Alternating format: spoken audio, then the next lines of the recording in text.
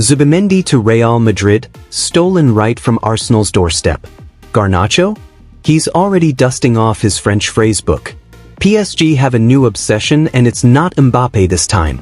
And yes, believe it or not, PSG just slapped a €70 million bid on a Bournemouth defender. Meanwhile, Vlahovic is practically driving himself to Milan. And guess what? We've got Jack Grealish being shipped off like he's some forgotten suitcase at baggage claim. Oh, and Luis Diaz? He might already be daydreaming in Catalan. But first, my traditional, humble, completely shameless begging session. I need 600 likes on this video, or YouTube will assume I'm making this content for my mom, my cat, and my Xbox controller. And between you and me, the cat already hit the like button. So what's your excuse? Now, let's dive into today's transfer chaos. The rumors that are probably 99% nonsense but are still more entertaining than half the games in the Nations League. Zubimendi. From London to Los Blancos. So, Martin Zubimendi. This guy was practically Googling restaurants in Islington. He was that close to becoming Arsenal's new midfield general. The contract? Agreed. The medical? Imminent. The €60 million release clause? Sitting there like an Amazon order waiting to be clicked. And then, plot twist. Phone rings. It's not Arteta. It's not Edu.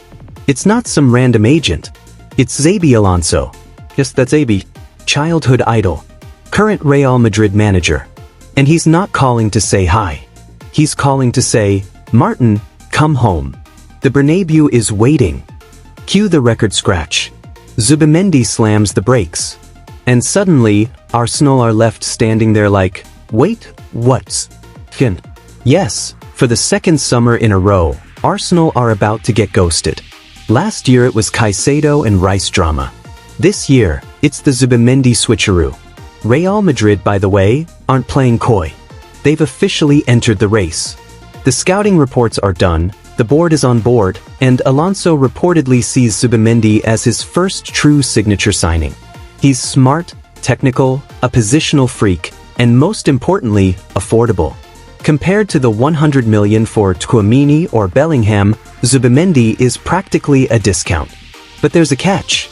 Real Madrid? They're in no rush to trigger that 60M clause. Nope. They're playing the long game. Try to haggle it down, delay it until the next fiscal year, maybe throw in a player or two, classic Real Madrid chess.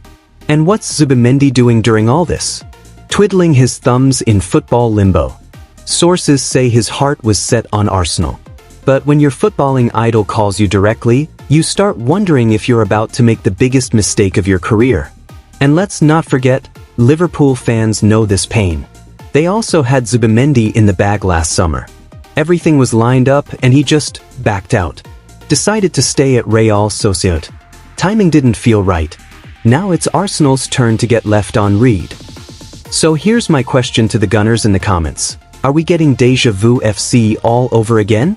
Zabarni to be defending in style. Meanwhile, over in Paris, PSG have officially decided that the Mbappe drama wasn't chaotic enough. So what do? Throw €70 million at Ilya Zabarni. Yes, Bournemouth's Ilya Zabarni. The 22-year-old Ukrainian wall who stares down Holland like it's a staring contest. According to L'Equipe, Zabarni has already told Bournemouth, Merci, but I'm ready for Paris. And honestly, can you blame him? We're talking Champions League nights, Eiffel Tower skyline, and possibly replacing Marquinhos, who may or may not be halfway out the door. But Bournemouth aren't just rolling over. They've slapped a €70 million sticker on him like he's Van Dijk 2.0. PSG are countering with around 60, hoping the player's desire forces a compromise. And they might get it. Because once a player mentally packs his bags, it's just a matter of haggling. So why Zabarni? Because PSG's backline has been more unstable than a three-legged bar stool. They need a reset, a foundation, and Zabarni, strong, smart, and young, fits the bill. If this goes through, it'll be one of the biggest moves for a Ukrainian player ever. The message is clear.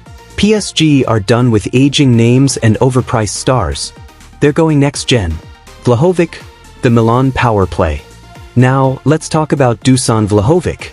AC Milan are not playing around this summer. New director Igliter is working like he's got Red Bull in his veins. And at the top of his list? Juventus number 9. This isn't just a transfer, it's a heist. Max Allegri, now in charge at Milan, wants his old striker back. The duo left unfinished business at Juve, and Allegri's looking to finish the story in red and black. But there's a problem. Vlahovic is on a monster salary, nearly 20 million a year. Milan? They're offering 7. With bonuses, that's a 13 million euro haircut. But with 5 years of stability, a project built around him, and a manager who knows exactly how to get the best out of him, it's a tempting offer. Juventus are stuck. Contract runs out next year. No extension coming. Sell now or lose him for free. And if Milan are the only serious bidders, don't be surprised if the old lady sells to her biggest Serie A rival. Because Vlahovic in a Milan shirt? That's not just a signing. That's a statement.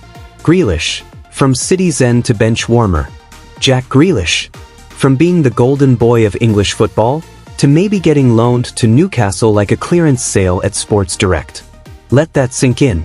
This guy cost City £100 million. And now he's being offered on loan, no obligation to buy, just a try-before-you-buy deal. Newcastle want to take a look? Like he's a test drive? He's gone from Villa King to City bench warmer, playing 1,500 minutes all season, barely cracking 8 goal contributions. Didn't even make the squad for the Club World Cup. City might still back him, but actions speak louder than Instagram photos. And with £300,000 a week wages? There are fewer and fewer clubs willing to roll the dice. So Newcastle might take a punt, but only if City cover half the wages. Is this the redemption arc? Or is it the beginning of the end? Let me know, would you take the gamble? Diaz, Liverpool's ticking time bomb? Luis Diaz. Liverpool say he's not for sale. But whisper just a little louder and you'll hear, unless he asks to leave. Barcelona, as always, are snooping around with empty pockets and full dreams. No real cash, but just enough hope to knock on the door. Arne Slot isn't having it. Diaz fits his system. He's chaos. He's electricity. He's the one guy who can tear through defenses even when Nunez is doing Nunez things. But here's the twist. Diaz has been completely silent. Not a peep. Not from him. Not from his agent. So maybe this isn't a transfer saga. Maybe it's contract negotiation 101. Float Barca interest. Wait for Liverpool to panic. Boom, bigger deal. Classic playbook. Joe Bellingham to Dortmund. Jude Bellingham's little brother is following in Big Bro's footsteps. Joe Bellingham, just 19, is about to join Borussia Dortmund. And yep, they dropped £28 million on him. Could rise to £32 million. For Sunderland? That's a lottery win. He was crucial in their promotion to the Premier League, but let's be honest. If you're Joe, and you see what Dortmund did for Jude, how do you say no? Signed, sealed, personal terms agreed. All that's left is the pen and paper. Dortmund, you geniuses, you've done it again. Garnacho, the United fire sale. Finally, let's talk Alejandro Garnacho. This isn't a transfer rumor anymore. This is a soap opera. Things started going sideways after the Europa League final. Garnacho gets 20 minutes. His brother explodes on social media. Amram calls him in and says, "Son, pack your bags." United wanted 70 million. Now they're begging for 60. Maybe even 55. Chelsea are sniffing. Arsenal too. Even Ten Hag wants him for Leverkusen. You couldn't script this.